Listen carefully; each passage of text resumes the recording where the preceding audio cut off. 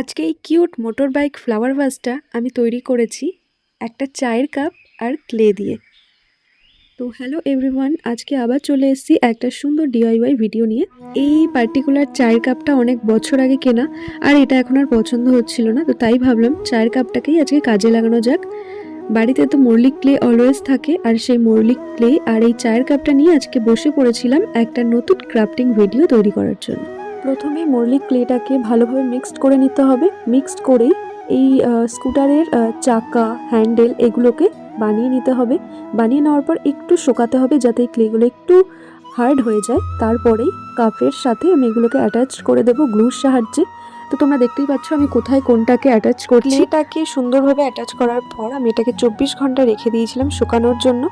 শুকানোর পর আমি পুরো কাপ আর এই ক্লের অংশগুলোকে কালার করে নেব। প্রথমে হোয়াইট কালার করে নিয়েছি, আর তারপর নিজেদের পছন্দ মতো কালার এই স্কুটিটাতে আমি করব। এখানে আমি ইউজ করেছি পিঙ্ক কালার আর ইয়েলো কালারটা, আর ব্ল্যাক কালার চাকার জন্য।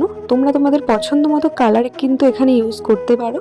আর পুরোপুরি কালার করার পর আমার লুকটা যেরকম দাঁড়িয়েছে আমি তো দেখে খুবই খুশি হয়েছি।